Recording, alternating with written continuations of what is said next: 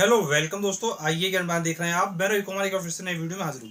दोस्तों, आज के इस वीडियो में हम बात करने वाले हैं पहली बार स्कूल में पढ़ाने से पहले किन बातों का ध्यान रखना चाहिए जिससे कि आप क्या अच्छा खासा पैसा कमा पाएं। दोस्तों, जब आप पहली बार स्कूल में पढ़ाते हैं तो आपको काफ़ी चीज़ें पता नहीं होती हैं, जिसके कारण जो आपकी सैलरी है उस पर भी काफ़ी इफेक्ट पड़ता है और जिस तरीके से आपको पढ़ाना चाहिए वो आप तरीके से नहीं पढ़ाते हैं और जिसके कारण प्रॉब्लम्स भी आपके सामने आती हैं। तो दोस्तों, अगर आप पहली बार स्कूल में पढ़ाने के लिए जा रहे हैं, आपको नॉलेज नहीं है, तो दोस्तों इस वीडियो को आप पूरा जरूर देखें, क्योंकि इस वीडियो में आपको पूरी जानकारी दूंगा। दोस्तों, सबसे पहले आपको समझना होगा कि जब आप पहली बार स्कूल में पढ़ाने के लिए जाते हैं तो आप क्या करते हैं। ये पहली चीज़ समझिए जो नॉर्मली लोग करते हैं। तो क्या करते हैं, पहले किसी स्कूल में जाते हैं, वहाँ पर रिज्यूम देते हैं।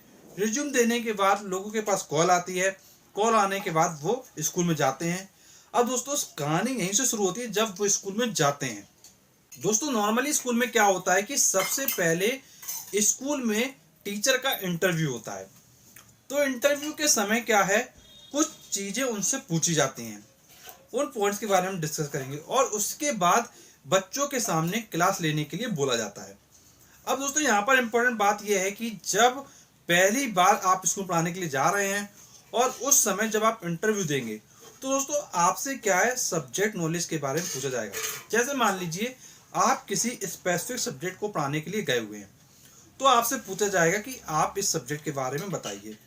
अब इस सब्जेक्ट के बारे में कुछ क्वेश्चंस होंगे, वो पुटअप आपके सामने करेंगे, उनका आपको क्या रिस्पॉन्स देना पड़ेगा। अब दोस्तों, उस समय क्या है, आपसे टफ क्वेश्चंस भी पूछे जा सकते हैं।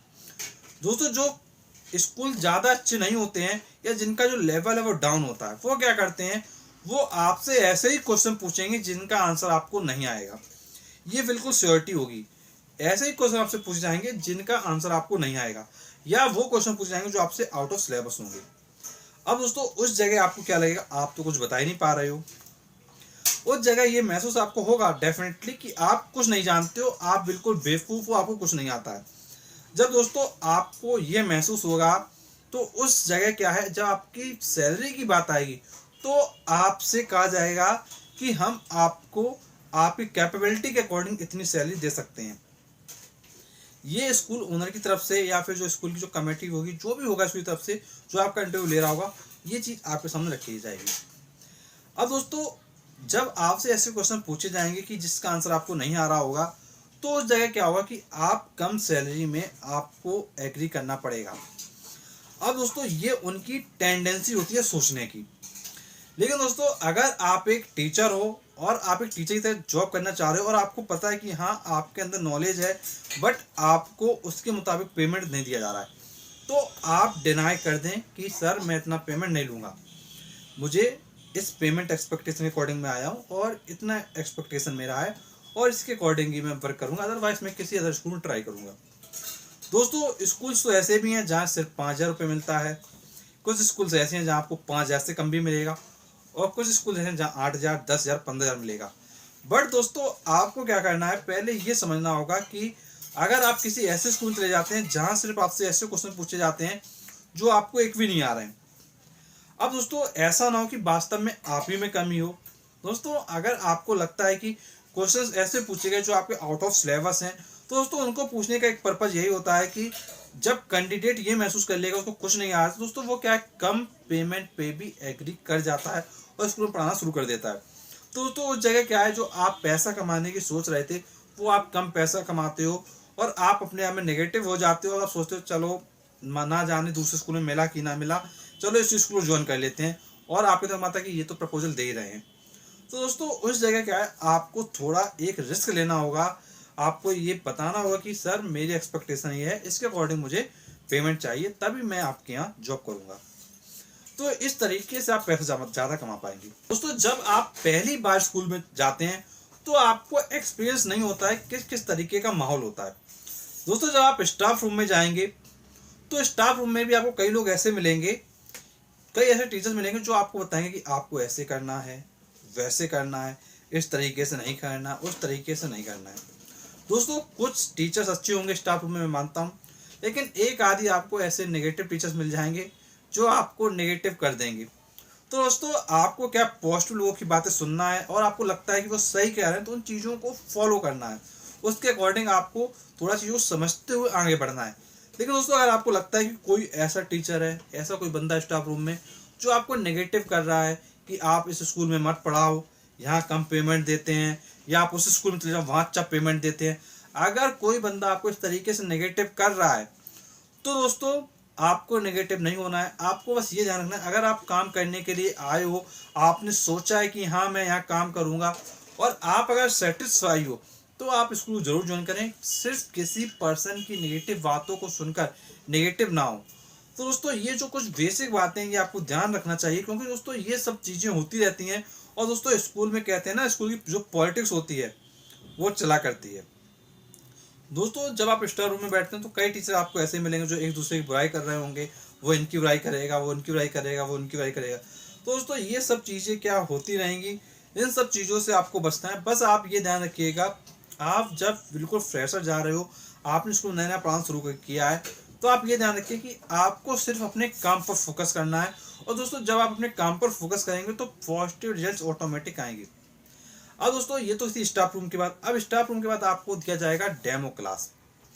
आपको क्लास में बच्चों को पढ़ा के दिखाना पड़ेगा। जब दोस्तों आप बच्चों को पढ़ाएंगे तो उस जगह इंपॉर्टेंट बात यह है कि बच्चों को समझ में आना चाहिए। दोस्तों अगर बच्चों को समझ में नहीं आया तो फिर क्या है, आपका जो सिलेक्शन है वो नहीं हो पाएगा। दोस्तों आपको पता होना चाहिए कि सिर्फ आप अकेले टीचर नहीं होंगे जो उस सब्जेक्ट के लिए आए होंगे, आपके अलावा और भी टीचर्स होंगे जो उस सब्जेक्ट के लिए आए होंगे। तो इसलिए आपको कहीं ना कहीं बच्चों को इम्प्रेस करना पड़ेगा, और स्टाफ रूम में जो टीचर्स थे उनको भी इम्प्रेस करना पड़ेगा। दोस्तों कुछ ना कुछ आपको क्या पॉजिटिव एटीट्यूड रखना है, बच्चों को सही तरीके से समझाना है। और दोस्तों अगर मान लीजिए आप क्लास में जाते हैं तो क्लास में जाते समय बोलिए गुड मॉर्निंग स्टूडेंट्स या गुड मॉर्निंग क्लास। जो आप बोलना चाहते हैं वो आप अपने अकॉर्डिंग बोलिए। तो सबसे बेस्ट होता है गुड मॉर्निंग क्लास बोलिए या फिर गुड आफ्टरनून क्लास बोलिए। दोस्तों इसी तरीके का समय होता है, आप उसके अकॉर्डिंग बोलिए। और दोस्तों जब आप क्लास में पढ़ाने वाले हों तो अगर आपको आइडिया नहीं है किसी टॉपिक के बारे में, आप नए नए हो, कुछ आप नहीं जानते हो, तो आप किसी स्टूडेंट से बुक मांगिए, बुक में चेक करिए कौन कौन से टॉपिक्स हैं, और स्टूडेंट से पूछिए कौन कौन से टॉपिक्स हो चुके हैं आपके यहाँ और कौन कौन से करवाने हैं। अब दोस्तों जिसमें आपको लगे कि हाँ ये टॉपिक बचे हुए हैं, ये बच्चों ने नहीं पढ़े हैं, तो उनमें से जो टॉपिक आपको बेस्ट लगता हो वो आप बताइए क्लास में। आप कहिए दोस्तों, आप बोलेंगे क्लास में, बच्चों आज की इस क्लास में हम इस टॉपिक के बारे में डिस्कस करेंगे। अगर आप इंग्लिश मीडियम में तो आप इंग्लिश में बोलिए थोड़ा, अगर आप हिंदी मीडियम में तो आप हिंदी में बोलिए। लेकिन दोस्तों एक बार मैं ये बताना चाहूँगा, आप चाहे इंग्लिश मीडियम में चाहे हिंदी मीडियम में हो, इंग्लिश मीडियम में अगर कोई ऐसा स्कूल है जो आपको बहुत अच्छा पेमेंट दे रहा है तो दोस्तों आप टोटल इंग्लिश ही बोलिएगा। अगर दोस्तों आप एक ऐसे स्कूल में गए हैं कि जहाँ पर क्या बच्चे इंग्लिश को नहीं समझ पा रहे हैं, तो उस जगह आपने इंग्लिश बोला, आपने ज़्यादा अपनी इंग्लिश दिखाई, तो उस जगह क्या होगा कि बच्चे आपसे इम्प्रेस नहीं होंगे और कहीं ना कहीं आपका जो सिलेक्शन है वो रुक जाएगा। तो इसलिए कहा जाता यह है कि अपनी नॉलेज को उस जगह दिखाइए जहाँ उसकी कद्र हो। कहने का मतलब यह है कि अगर आप ऐसे स्टूडेंट्स को पढ़ा रहे हैं जो हिंदी इंग्लिश मिक्स समझते हैं तो आप उसके अकॉर्डिंग पढ़ाइए। आप ऐसे स्टूडेंट्स को पढ़ा रहे हो जो सिर्फ इंग्लिश समझना चाहते हैं, उनको उसके अकॉर्डिंग पढ़ाइए। अगर कुछ ऐसे बच्चे हैं जो हिंदी ज़्यादा समझते हैं तो उनके अकॉर्डिंग पढ़ाइए। मतलब ओवरऑल ये है कि आपको एक दो क्वेश्चन क्लास से करने पड़ेंगे, उससे आपको आइडिया लग जाएगा कि स्टूडेंट्स किस टाइप के हैं। दोस्तों मान लीजिए आपको चेक करना है क्लास किस टाइप की है, तो आप इंग्लिश में दो तीन बच्चों से क्वेश्चन पूछिए, अगर वो समझ जाते हैं, प्रॉपर रिस्पॉन्स देते हैं, इसका मतलब क्या क्लास सही है। और दोस्तों ऐसा ना हो कि आप पहली सीट वाले बच्चों से पूछ लें बस, बाकी सबको छोड़ दें। एक बच्चा इस कॉर्नर से उठाइए, दूसरा उस कॉर्नर से उठाइए, तीसरा बीच में से उठाइए। इस तरीके से क्या जब आप पूछेंगे तो फिर आपको आइडिया लगेगा क्लास का कि क्लास किस टाइप का। अगर आपको लगे कि हाँ ये इंग्लिश में कंफर्टेबल नहीं हो पा रहे हैं तो दो तीन बच्चों को और खड़ा करिए, अब उनसे थोड़ा इंग्लिश और हिंदी मिक्स करके पूछिए। अब दोस्तों अगर वहाँ प्रॉपर रिस्पॉन्स आ जाता तो इसका मतलब कि आपको इंग्लिश हिंदी मिक्स करके पढ़ाना है। और दोस्तों अगर वहाँ से भी रिस्पॉन्स नहीं आता तो आप दोस्तों हिंदी में चीज़ें ज़्यादा बताइए और इंग्लिश बहुत कम यूज़ करिए, फिर वहाँ से चेक करिए। मतलब ओवरऑल पहले आपको क्लास की कंडीशन देना, क्लास किस टाइप की है, उसके बाद आप क्या करें, अपने बोर्ड पर आएँ और बोर्ड पर पढ़ाना शुरू करें। बोर्ड पे सबसे पहले क्या करना है, आपको टॉपिक का नाम डालना है। आपको सबसे पहले क्या करना होगा, आपको सबसे पहले टॉपिक का नाम डालना है कि कौन सा टॉपिक आप पढ़ाने वाले हो। टॉपिक का नाम डालें और दोस्तों उसके बारे में आप कुछ ना कुछ चीज़ें बताएं। अब दोस्तों बताने के साथ में अगर कोई इम्पोर्टेंट पॉइंट है जो आपको लगता है कि हाईलाइट होना चाहिए, उसको बोर्ड पर राइट कर दें। अब दोस्तों काफ़ी लोग सोचते हैं कि अरे बोर्ड पर क्यों राइट करें, बता तो रहे मुंह से। दोस्तों अगर आप बोलने के साथ में लिखकर बताएंगे तो वो ज़्यादा इंप्रेसिव होगा। और मान लीजिए दोस्तों अगर उसके रिलेटेड कोई डायग्राम है या कोई फॉर्मूला है, कोई यूनिट है, तो उसको बोर्ड पर जरूर राइट करें। ये ना सोचें बोर्ड पर राइट करने की क्या ज़रूरत है। दोस्तों आपको पता होना चाहिए जब आप किसी भी क्लास में पढ़ाते हैं तो सभी बच्चे इतने ज़्यादा पढ़ने में तेज नहीं होते हैं कि वो सारी चीज़ों के बोलने के द्वारा समझ सकें। दोस्तों आपको क्या पूरी क्लास को सेटिस्फाई करना है, कुछ बच्चों को सेटिस्फाई नहीं करना है। तो इसलिए आपको क्या करना है, बोल के समझाना है प्लस राइट करके समझाना है। दोस्तों जब आप सब चीज़ों को बैलेंस बना के करोगे, सब चीज़ों को एडजस्ट करोगे, तो वहाँ से क्या प्रॉपर रिस्पॉन्स आएंगे। अब दोस्तों जब आप क्लास में नए नए जाएंगे तो अब ऐसी बात है कि कुछ बच्चे ऐसे होंगे जो पीछे बैठ के शरारत कर रहे होंगे, हंस रहे होंगे बेवजह। आपको लगेगा कि आप ही को देख के हंस रहे हैं, तो रास्ता ऐसा बिल्कुल भी नहीं कि आपको देख के हंस रहे हो। दोस्तों कुछ बच्चे ऐसे होते हैं क्लास में शरारती तत्व, जो टीचर को देख के हंसेंगे या मान लो कोई भी टीचर है उसको देख के हंसेंगे।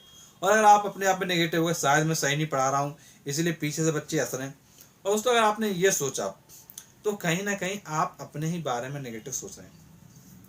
अगर दोस्तों कोई बच्चा हंस भी रहा है तो उसको खड़ा करिए क्लास में और पूछिए क्यों आप फालतू में लाफ कर रहे हो, तो खुद ही रिस्पॉन्स करेगा कुछ ना कुछ। और दोस्तों अगर बच्चे ज़्यादा बदतमीजी करते हैं तो आप थोड़ी उनको क्या पनिशमेंट दे सकते हैं। आप क्या कह सकते हैं, खड़े हो जाइए बेंच पे, इस तरह की जो नॉर्मल पनिशमेंट है वो आप दे सकते हैं। बट आप ये ध्यान रखिएगा, ऐसा मत करिएगा कि आप बिल्कुल नए नए गए हो, आपने एक थप्पड़ लगाना शुरू किया। अगर आप इस तरीके से करेंगे तो फिर क्या है कि क्लास में एक माहौल बन जाएगा कि जो टीचर है काफ़ी स्ट्रिक्ट हैं और अपनी बात को मनवाने के थप्पड़ मारना शुरू कर देते हैं। तो इस तरीके से आपको जो अपनी इमेज है वो पॉजिटिव रखना है और उसके अकॉर्डिंग ही आगे बढ़ना है। तो दोस्तों ओवरऑल बात ये है, सारी चीज़ों को आपको बैलेंस करना पड़ेगा। और दोस्तों एक कुछ प्रॉब्लम ऐसी भी आती हैं, जैसे मान लीजिए आप किसी क्लास में गए तो क्लास में जाते ही कुछ स्टूडेंट आपके पास आएंगे जो कहेंगे सर वॉशरूम जाना है, सर पानी पीने जाना है, सर यहाँ जाना है, सर वहाँ जाना है, प्रिंसिपल सर ने बुलाया, प्रिंसिपल मैम ने बुलाया, इस तरीके की आपसे बात कहेंगे। तो दोस्तों उस जगह आपको क्या है, अगर वॉशरूम भेजना भी है किसी बच्चे को या कुछ बच्चों को तो 1 बाय 1 भेजें पहली चीज़ तो। और दोस्तों अगर कोई कहता है कि हमको उन सर ने बुलाया है या प्रिंसिपल मैम ने बुलाया है, तो आप क्या है वहाँ पर स्टूडेंट्स को रोक सकते हैं। आप कह सकते हैं कि मेरी क्लास हो जाए उसके बाद आप चले जाइएगा। अगर दोस्तों अगर कोई बच्चा जिद करता है कि नहीं सर बहुत इमरजेंसी काम है, ये है वो है, तो आप उसको भेज दें, वो ज़्यादा बेटर होगा। आप ज़्यादा उस जगह के आप बहस के चक्कर में ना पड़ें, क्योंकि आप बिल्कुल नए नए गए हो, आपको क्लास में पढ़ाना है और आपको अपनी पॉजिटिव इमेज रखना है, तो इस तरीके से आपको करना है।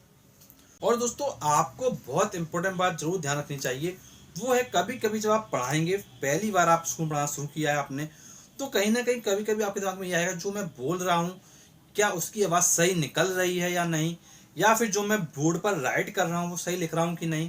दोस्तों इस तरीके की जो प्रॉब्लम्स हैं वो अंदर महसूस होने लगती हैं कभी कभी। तो उस जगह क्या है, आपको ज़्यादा नहीं सोचना है, बस आपको सही तरीके से प्रॉपर रिस्पॉन्स देना है। और दोस्तों अगर कोई बच्चा आके पूछता है कुछ स्पेसिफिक क्वेश्चन, सर ये क्वेश्चन बताइए, हमारी मैम ने या हमारे सर ने पिछली बार दिया था, ये हमको नहीं आया, तो उस जगह आप कह दें कि बच्चे से कुछ ना कुछ बोले आप। ये नहीं कि आपने कहा चुपचाप बैठ जाओ बाद में बताएंगे, ये नहीं, प्रॉपर में बोलें कि उसको सही तरीके से समझाएं कि आज हमारा डेमो क्लास है, तो डेमो क्लास कंप्लीट कर लेते हैं, फिर उसके बाद आप क्या है मेरे स्टाफ रूम में आके पूछ लीजिएगा, हम उसमें आपको प्रॉब्लम आपकी डिस्कस कर देंगे। या फिर आप कुछ ना कुछ आपको प्रॉपर रिस्पॉन्स देना है, उसको पॉजिटिव जाना चाहिए, उसको ये ना हो कि इनको शायद आता नहीं था इसलिए इन्होंने बताया नहीं। तो कहीं ना कहीं आपको सारे स्टूडेंट्स को सेटिस्फाई करना है, और इस तरीके से आप करेंगे डेफिनेटली पॉजिटिव रिजल्ट्स आएंगे। और दोस्तों यदि कोई प्रॉब्लम आती है आपको तो आप कमेंट बॉक्स में पूछ सकते हैं, उसका हम आपको बहुत रिस्पॉन्स करेंगे। और दोस्तों मैं आपको बताना चाहूँगा हमारा एक फेसबुक पेज है, आइए ज्ञान ऑनलाइन लर्निंग वीडियोस। दोस्तों यहाँ पर हम आपके लिए क्या काफ़ी इंपॉर्टेंट अपडेट्स लाते रहते हैं, और जो भी इंपॉर्टेंट वीडियोस होते हैं वो आपके लाते रहते हैं। तो दोस्तों इस फेसबुक पेज को आप जरूर लाइक करें। और दोस्तों अगर आप हमारे चैनल पर नए हैं, जुड़ना चाहते हैं, तो प्लीज़ इस चैनल को सब्सक्राइब करें, नोटिफिकेशन में जरूर दबाएं, जिससे कि जब भी हम आपके नेक्स्ट वीडियो लाएं सबसे पहले आपको मिल जाए। तो चलिए दोस्तों मिलते हैं आपसे नेक्स्ट वीडियो में, तब तक के लिए शुक्रिया।